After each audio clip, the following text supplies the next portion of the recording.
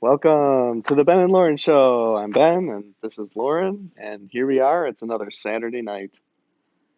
Well, we managed to get on a Saturday. Yep, no Sunday, no Sunday Ben and Lauren Show this night. We're on schedule. It's Saturday. See? Hair past a freckle. Here past a freckle. So it's been an exciting, well, I don't know if I'd say it was an exciting week. It's been a very prayerful week. Prayerful is probably a good way to put it. It's interesting how people take that word prayerful and make it a verb. Pray, or is it an adjective? Prayerfully consider? I don't know. It is actually being treated like, well, prayer is supposed to be an action. I suppose that's true. It makes sense Prayerfully. for it to be an action. It's like a different type of action than you would think. Anyway, Prayerfully it is. we knew a lot of people who needed a lot of praying for this week. Yeah. We had a friend who we found out on Monday was going to have pretty serious surgery to remove some cancer. And we spent a lot of time praying for her. She worked very hard to not have to have the surgery, but in the end, they decided to do it. Yep. They must have tried everything that I've ever heard of, and then some things to combat the cancer before the surgery. Well, the surgery was described in graphic detail, and Well, all surgeries are a little bit horrific, but and after hearing that, we're like, nope, don't ever do it. But then all of a sudden, they're doing it. that means that it needed to be done because they didn't want to do it either. Yeah. It it it. Yeah, we don't question the decision. Just when it's described in graphic detail, you're like, oh, no way, you're doing that. Well, just think if someone described a C-section in graphic detail. I don't know, and I don't want to know. But if we ever had to have one, What a blessing that we have multiple children and no C-sections. it is a blessing. But if we did have to have one, can you imagine having it described to you in graphic detail before having to make the decision to do it? I mean I'd that say just don't tell me. that would be difficult Yeah, because I mean it's a very serious invasive surgery. People get it done all the time, but it's really serious. it does happen all the time. So so that was going on. We were praying very hard for her. It does sound as if surgery went well. We don't really know what well means. We don't. It sounds like it went as well as can be expected, and we're continuing to pray. And she seems to be recovering. And We saw a thumbs up. That's a good sign.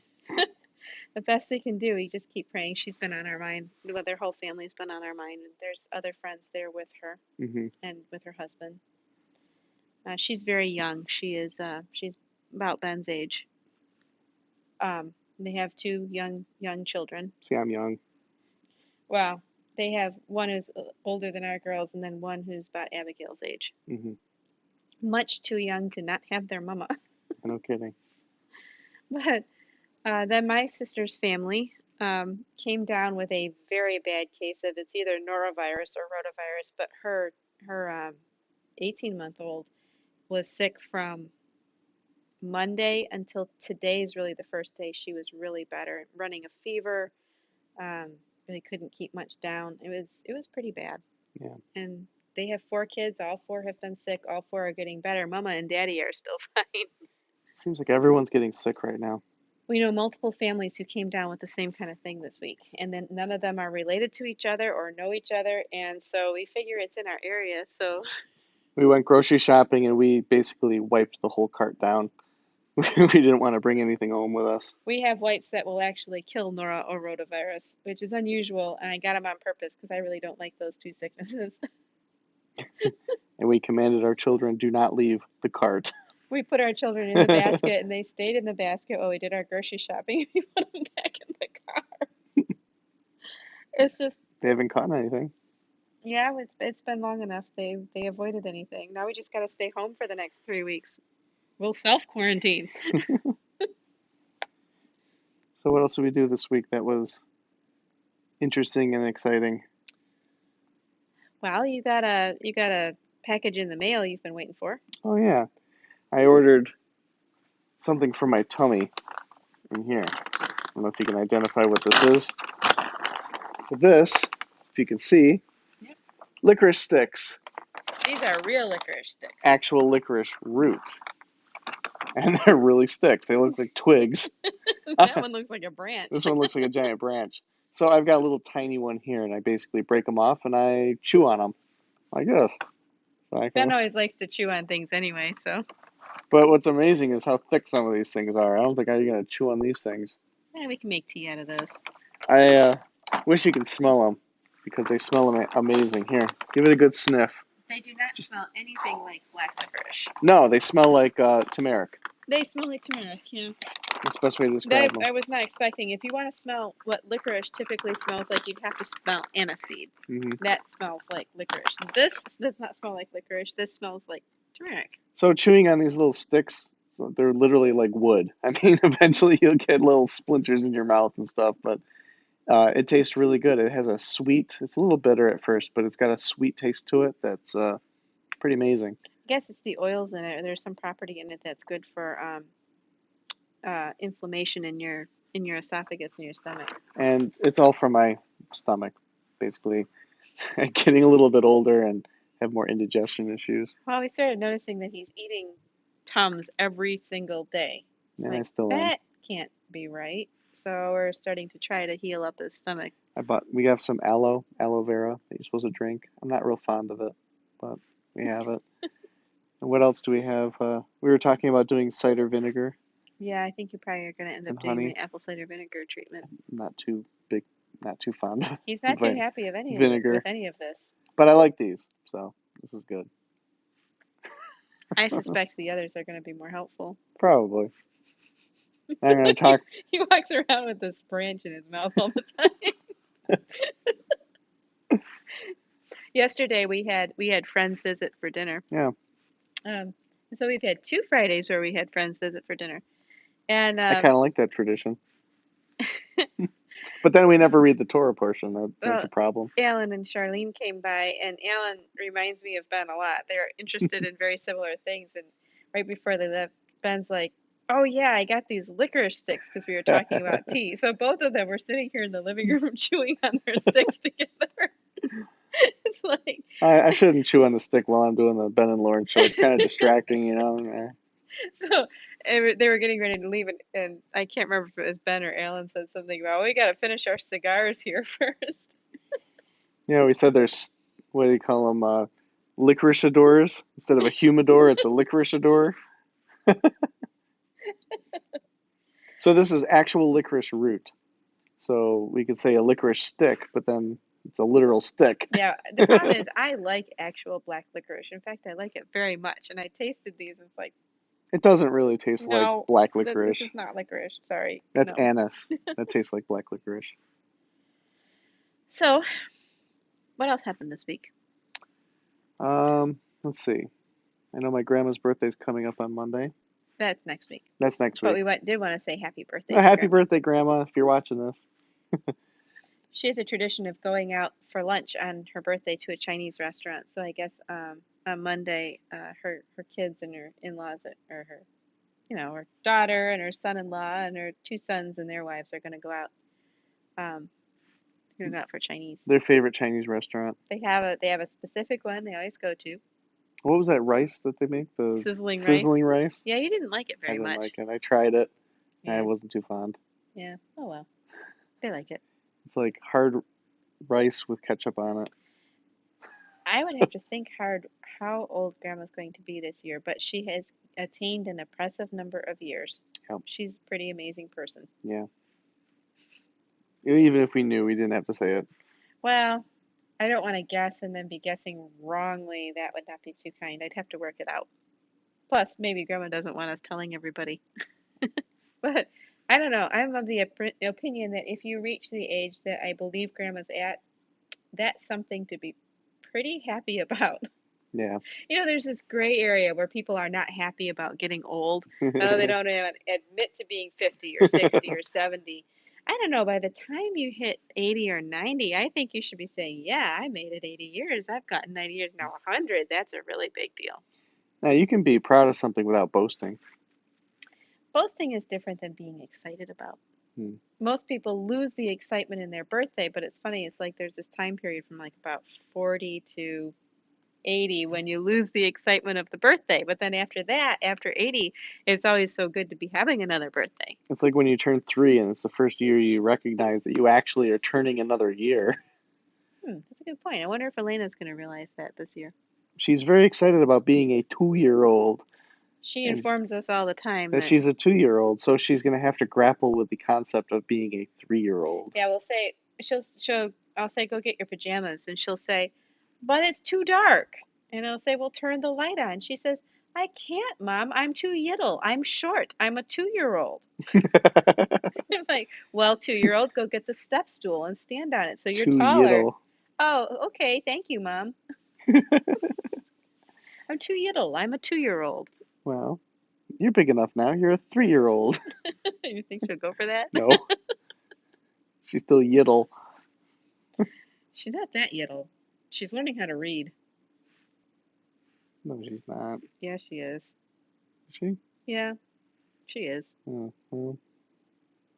Plus, if I start doing the new math curriculum with the bigger girls, I suspect Elena's going to pick up on that with no time to spare. So, new math curriculum. Yes, we got a new math curriculum. We've never actually bought a curriculum of anything. This is the first curriculum we've purchased. Yep. It's made by a man named Miles Jones, and he developed it in the 1970s when he was working in the Dallas schools, and he ended up getting fired for it That's because how you know it's good. what he aimed at was getting children to learn mathematics similar to the way that people learn to read. You know, when you see a word, you don't spend a lot of time thinking about what the word is. Most adults who can read just glance at a word and they know right away what the word is, what it means, how you use it, multiple ways you can use it. You know the exact value of that word just by glancing at it. Most of us are not that quick with numbers. But this particular math program was developed to teach people to read in numbers the way that people typically read in alphabet, is basically the idea. So, the idea is they look at a math problem, they just look at it and know the answer. Right, because the numbers have value and understanding in their mind. And he had such impressive results that it was making other teachers look like they were falling behind, so he got fired.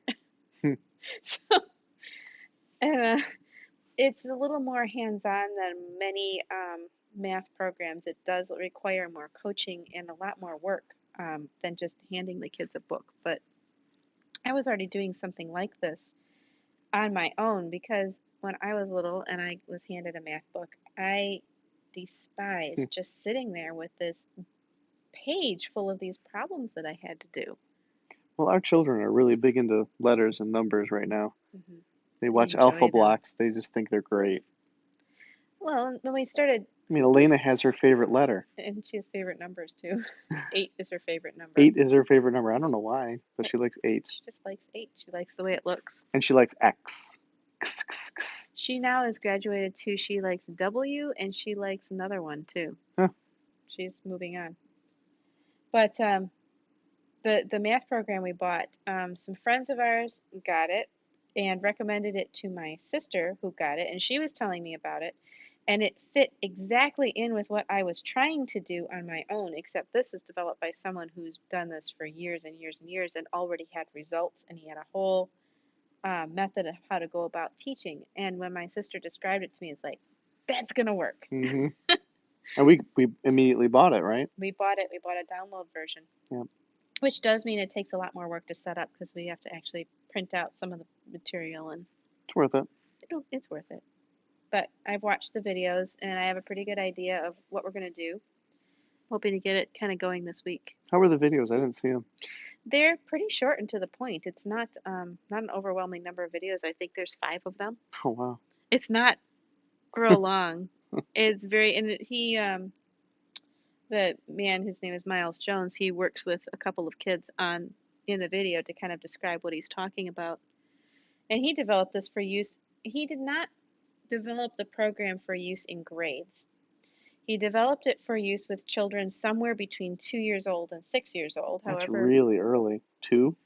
he basically said if you see your kid has a good grasp of language already and they're showing interest in numbers, then start working with them. And it will take a while longer than if you work with a 6-year-old, but Just trying to imagine a 2-year-old already knowing their math. we'll see.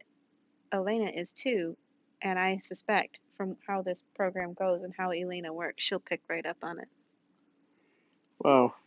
That was where I was going originally, was that yes, she's trying to learn to read, and she will pick up on the math without a problem. Well, I didn't learn math until much, much later. If the ability is there, do you have to hold somebody off? No. I wouldn't aim to force any teaching down her throat, so to speak. I'm not really looking to make her a child prodigy. Mm-mm. But if I'm teaching the other girls and she comes along, then I don't have to do it She's when she's seriously older. learning how to read right now? She is very, very familiar with all the letters. She knows the sounds that they make. And if you ask her to sound out a word, she will sometimes be able to do it, given how long the word is. She sits here while I'm working with Abigail and with Susanna. She knows the whole process of how to do it. Mm-hmm. She likes the letters. She sees them as different characters. Yeah. Well, if you have a fondness for letters, then that helps. She I never sees had a fondness for letters. she sees the letters as having personalities to her. Each letter has a personality, and so she knows each one of them. She names her stuffed animals after letters. She does. Tonight she has W and X with her. She can name her stuffed animals so it spells something. So yeah, she shows interest. What are we going to do with her? She'll be fine. I guess I have a very relaxed view of what exactly we're teaching, because I think what I'm aiming for is not just to be able to do the book work. I would like to see our kids have focus to get things done when they begin them.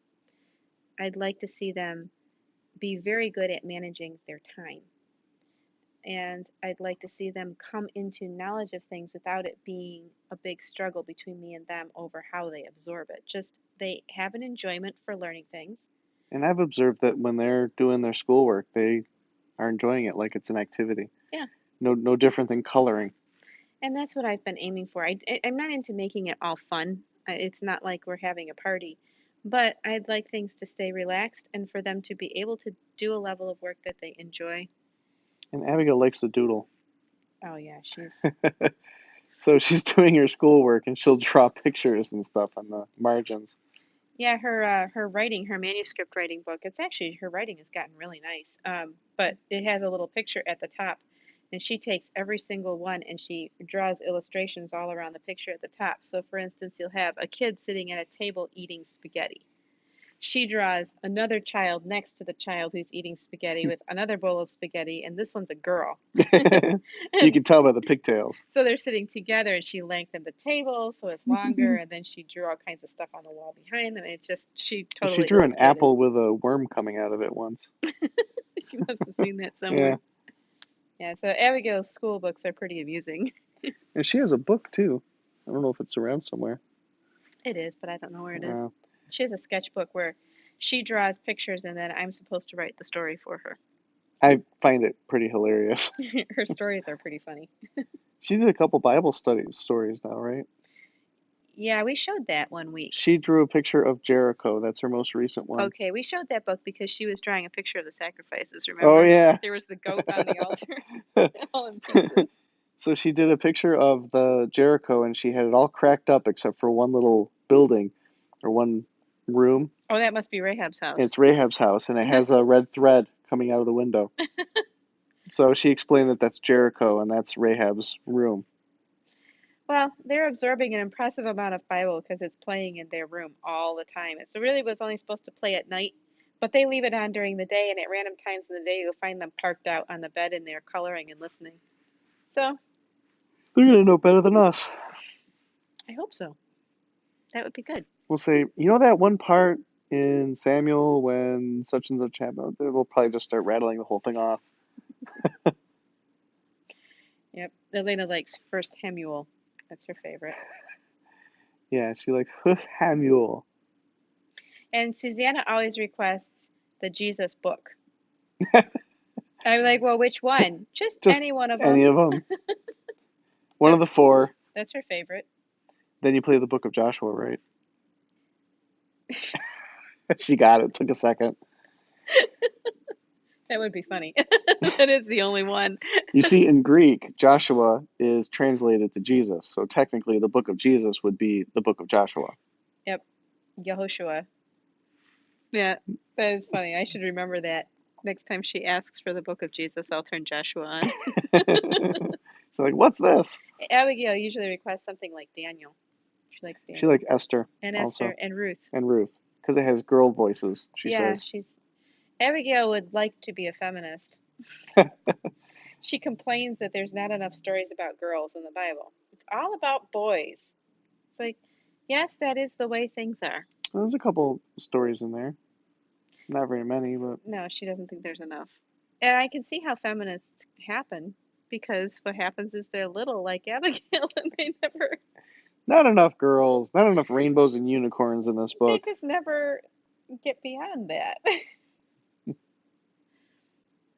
No one wants to be told that they have a supporting role. Well, It is what it is. it is what it is. I planted seeds this week. Yeah. Yep, we have tomatoes and peppers. Are they sprouting? Not yet, but they have like a 10-day germination time. So, The weather's been much nicer, but we've been kind of busy inside. And kind of, yeah, even today was gorgeous. We didn't really spend a lot of time outside. girls did. They've Yeah. been riding their bikes every day. Oh, and we come to that time when Daniel is very fast and he is totally clueless about things like streets and how you should not walk outdoors if mama and daddy have not said you may. We have this with every one of our kids. It's just a really tricky time. So we have multiple little girls that don't always pay attention whether the doors to our house are open or closed. And Daniel, who, if daddy and mommy are not paying attention, will just go out whatever door that he can find. Yeah, and he watches for them to be open and head straight out. And he doesn't just head straight out, he then wants to go in the front yard and start taking a walk down the sidewalk. And not just a little bit down the sidewalk, like multiple He'll go. houses down the sidewalk. I think Elena did this too, except Elena she would wait for the front door. Susanna would sometimes leave the front door. She wouldn't pull it closed all the way when they would go out. And Elena would push the door open, and she would always walk out straight into the middle of the street. Now, Daniel has not gone in the middle of the street, but He would. I've caught him on his way. yeah, so we So, have to keep a close eye on him and make sure doors are closed, because otherwise that right. boy will just walk right out the front door. He has to be pretty tightly tomato steak to mama or daddy. And so he has been spending a lot of time sitting on the chair in daddy's office. Bored out of his skull. Elena said something pretty sweet today. She said, "I'm tomato steak to you, Daddy. I yike being tomato steak to you, Daddy." That's not the way she was looking. I'm glad she said it. That's what she said.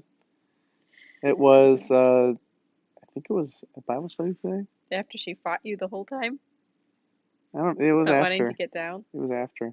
That's funny. I yike. I yike being tomato steak to you, Daddy. Well, that's good.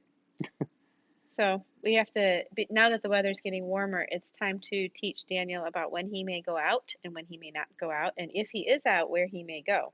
Right. So we have someone we're teaching this every summer. It's Daniel's turn. And Elena's very reliable now. next summer we're going to be teaching this little one. I don't think so because this little one will Oh yeah, it'd be 6 maybe months old. just crawling. I don't think Yeah, we'll be teaching. It's always the summer after it'll that. be the summer after. Yeah. But it's good to know that Elena and Abigail and Susanna are all very reliable now. If they go outside, they go exactly where they're supposed to go. Yeah, they're pretty They good don't about go it. anywhere near the street. I did put all their tricycles and stuff away. They are a little bad about putting their bikes away. Yeah, they'll come inside and just leave their bikes anywhere. But my point is, and they don't just go next door without permission. So, our yard sometimes looks like one of those yards, with all the bikes and the toys and stuff like I'm that. trying to keep on top of it. But I cleaned it all up. It was really nice to have the windows open and have some warm weather this week. We got a lot of sunshine. They have a tendency to park their bikes behind the car. So I have to Yeah. kind of pay attention to that. Don't back the car up. One of the projects I'd like to do is clean our garage out. Build a fence, clean the garage. Okay. Yep, Sounds good. we'll just do it. There's 12 hours in a day. We can do it tomorrow. Well, I'm starting to feel a lot better. No. I'm getting some energy back. I don't feel sick to my stomach 24 I think hours I a could day. it's probably more feasible to get the garage cleaned out, then build a fence. But we can get the materials to build a fence. I have everything ready. Yeah. We heard our baby's heartbeat for the first time this week. Yeah, midwife came this week. We don't usually see her until the first trimester's over. As soon as it's over, then we start seeing her. Um, Mostly probably because this is the fifth baby. If I would call her if something wasn't right. So she came this week, and we listened for the baby's heartbeat, and we had that terrifying event that happens where you look and look and look for the baby's heartbeat and you can't find it. Hmm. Um, this happened to us with our first baby that we lost. Was about the same. It was about 12 weeks, and we thought that something wasn't right. We looked and looked and looked for the baby's heartbeat, couldn't find it. The baby was actually dead. Yeah. So every baby since then, I feel this little bit of anxiety. And usually, when we go to look for the heartbeat, it shows right up. Now, Abigail, it took us a long time to get hers. It And I just reminded had me to of when we were looking for Abigail's heartbeat. We just kept looking and looking, look and look and look, and we can't find it. It probably means that or listening, listening, listening. this baby's probably positioned similarly to Abigail because we had a tough time finding the heartbeat. But we did find the baby's heartbeat, and it was nice and loud and strong when we finally got it. And this baby would not stay still; it kept moving, and it was hard to track the heartbeat. So, all in all, looks like healthy Now, baby. when our midwife used to come for Daniel before he was born, Elena was what, about 1.5, Yeah, about that. and she did not like it. She did not like the whole She didn't situation. like taking the blood pressure. She didn't like the blood pressure monitor. So, midwife would walk in, she would just start screaming. Oh yeah, She'd cry like she was being hurt. she would just make a big fuss. Now this time, midwife comes and she's all interested in, oh, can you put it on my arm? Yeah, she watches me get my blood pressure taken. She goes, "Can you do that to me?" It's like, what a difference a year makes. She scurried off. She was going to find the iPad so she can take pictures of this because she thought this was a big moment. I think she was pretty sure that we were going to have the baby Oh right yeah, then. maybe she She thought that the thought we were baby going was to going have to come out. right because we had the midwife here. That meant that the baby was going to be born now. Yeah, with a whole, crowd of people Well, around. that's why she was going to get the iPad. We need pictures. Need pictures of that. Right. Well, our children have no idea how the baby comes out. So if Goldie's over here listening to my stomach with this little thing, for all she knows, that's how the baby comes out. When your 2-year-old grabs the iPad to take pictures of big moments. She's learning it from Nana. Yeah. Don't let the moment go by without a picture. So, So that was a big event for this week. so I think that's pretty much And we everything. we did not read our Torah portion. No, we didn't. We were We were visiting. visiting last night and we went to Bible study today. And we had a good conversation this morning with a friend of ours. So it kind of occupied our whole day. And we had some time in the evening, but I had another project today. You were working on the Gospel of Luke. Well, I wouldn't say it was work, but yeah, It was after sundown. it was after sundown. It was okay to be work. So I did a harmonized gospel. It's taken me years and years and years to finish, and I finally finished it. It took forever to get through the book of Acts. I basically reached a certain point where I just Oh, you stopped. went on to Acts after the Yeah, Gospels. right after the Gospels, I went seamlessly right into Acts. And I must have stopped for at least 6 or 7 months or more. And then I picked it up and I said, I'm just so close. Just a couple more chapters, just finish it up. So I did a couple weeks back. And now I decided, well, where do I go from here? And I was thinking of going to James, which is the next book after all the Gospels and Acts, in the correct, Chronologically speaking, yeah, in in the the correct correct order. order. Um, but then I realized I should go back and do the birth narrative because I started the whole gospel at John, the baptism of John. Is that because you were trying to get the point at which all the Gospels agree to a start? Yeah, I just wanted to Okay. find a starting point where they all kind of come together. So I decided to go back and start with Luke and go with his birth narrative, and then I'll integrate Matthew into there once it gets to that point. And But you were looking at the Gospel of Luke in Hebrew that was recently discovered. yeah, Nehemiah Gordon discovered in what did he say, in the Vatican waste bin.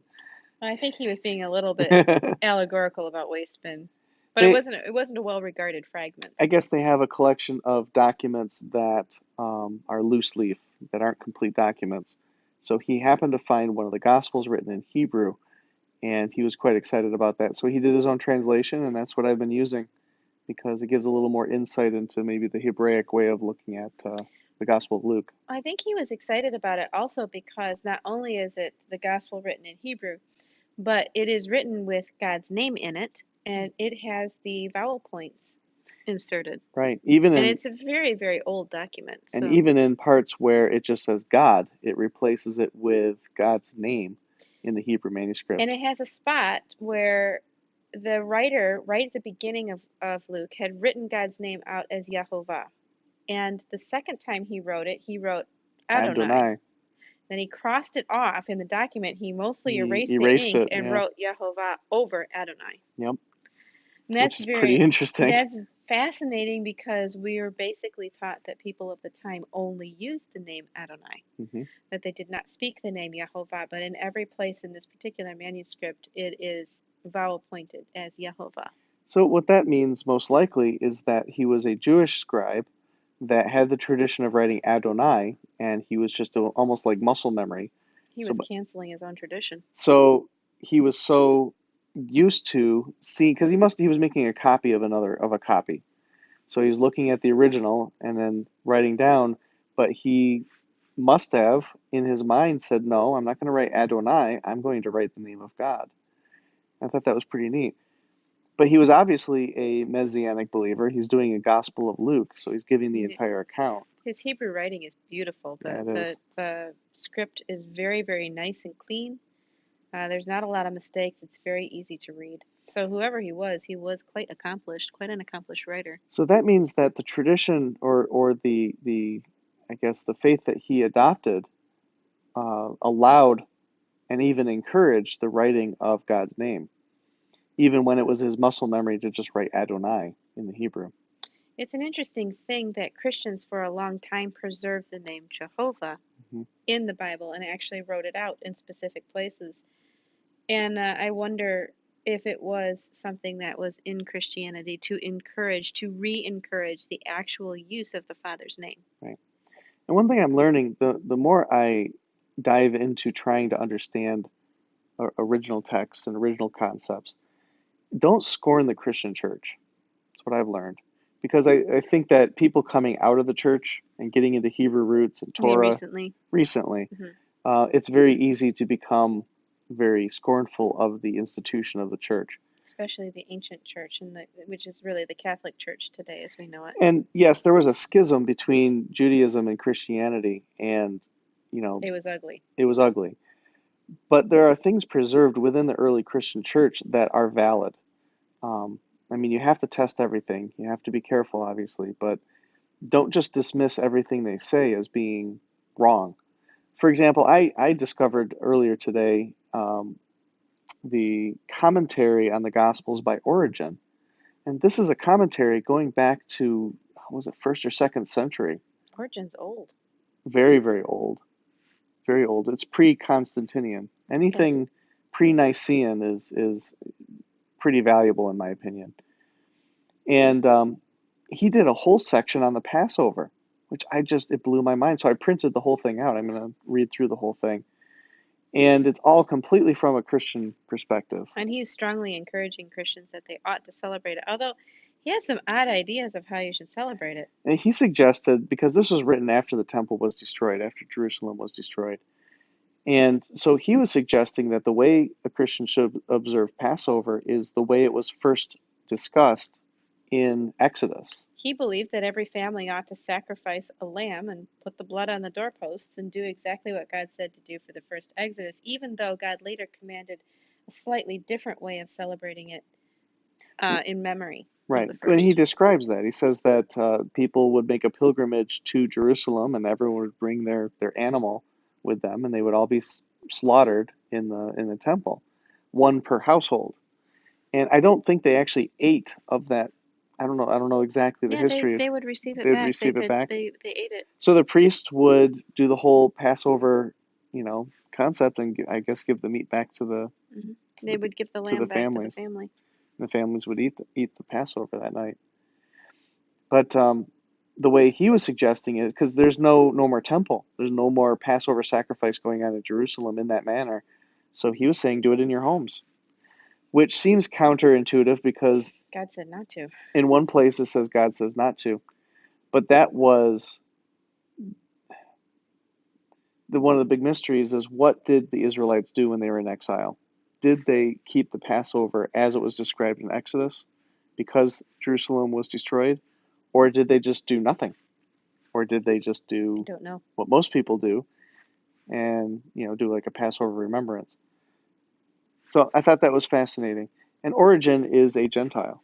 Yeah. So he was, and granted, he's not the final authority. I mean, he's giving his opinion on what should be done. But it's interesting that he's considered one of the quote unquote church fathers, He isn't he? is. He is a church father, and he's a Torah keeper. There's no question when you read through it, he's a Torah keeper, Well, I think everybody kind of was in the beginning.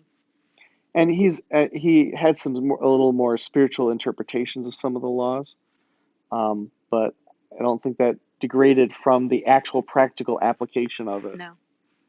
So that was interesting. So that was what you were busy on this evening? That was what I did this evening. Yep, Was you were looking at the Gospel of Luke in Hebrew and you were reading about Origen's advice on Passover. correct. Huh, Yep. And it's interesting. because he was doing a commentary on the Gospel of John, and he just took one little phrase, the Passover of the Jews was near. And he expounded on that little phrase for 3 or 4 pages. He basically he kind of took a little bit of offense that it was being called the Passover of the Jews. He said, why is it being called that? Because really the Passover was dedicated to It, the Father. It was right, not the Passover of the Jews. It was the Passover memorial to the Father. right. It's God's Passover. It's not the Jews' Now, Passover. it seems like his theory was that because there had been so much added to the Passover, it had become the Passover of the Jews. I want to know, how did he rule out somebody trying to just explain to Gentiles, oh yeah, the Passover, celebrated by the Jews was present? Was he just saying that everybody celebrated Passover when they were in the faith, so there was no point in calling it that? Well, we should read Okay, we'll have to read it. it. I printed the whole thing out. I skimmed through it. I printed it out so I can read it a little more thoroughly. Yeah, you said that. But it's very fascinating. I found it very interesting. So that's what we ended up thinking over instead of Torah portion. We had a conversation with a friend this morning about how important God's name was. And that was a really interesting conversation. Well, for a Sabbath, seemed like a busy day. It did. And then we because went to we Bible study. it's because we slept in, and then we had a long phone conversation in the morning, It was at least an hour long. and then we got ready, had to lunch, and then got ready for Bible study. Got there late, Yeah. and Our kids went outside and we couldn't get them back in. we didn't get back until what 4, and then it just seemed to go really fast after that till dark.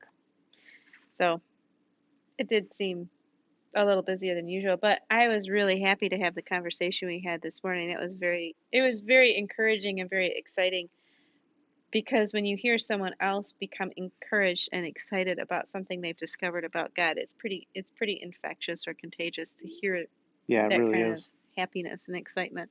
hmm So 6 months.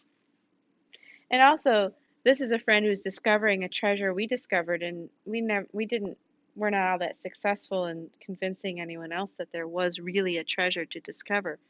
I'm not sure that you really can convince someone else. The discovery has to almost be something that you do yourself.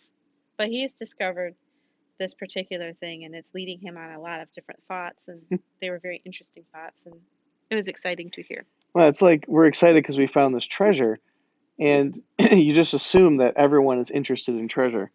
And you say, "Look at this treasure I found." And I'm like, "Meh, whatever. Oh, that's nice. That's nice. That's good for you." Well, I know you're really into that kind of stuff, so yeah, that's good. so it's like, well, okay. Now, those are not actual quotes from people, but that's you know, No, people are kind, but not necessarily interested, certainly not excited. So when you hear someone else who's excited, it's like, yeah, about that treasure. Can you believe it was just there in the field the whole time? No, I couldn't believe it. I opened the chest and there it was. It's Mhm. just, if someone has a discovery and you have a discovery, it can be it's exciting to hear someone else's excitement. See, I'm excited to read the Gospel of Luke in Hebrew. That's awesome to me. That's cool. Or to discover, or for me to discover the commentary on Luke and the commentary on John. It's an ancient commentary. I mean, why read a modern commentary when you can read an ancient commentary only a couple hundred years away from the events? I don't know. See, this is one of those cases where you're all excited, and I'm like, well, that's fun. Well, that's fun. Anyway, Anyway, so I think that pretty much, we're at 40 minutes. yeah, that sums up our Ben and Lauren tonight show tonight. I think we might have rambled a little more than usual.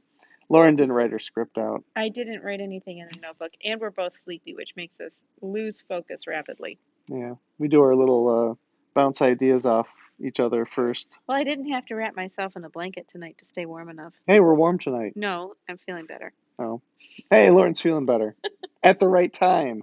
Right. It's okay for her to feel better now. Yep. That's good. So, on that note, we're going to say good night. Have a wonderful evening. And say good night, Lauren. Good night, Lauren.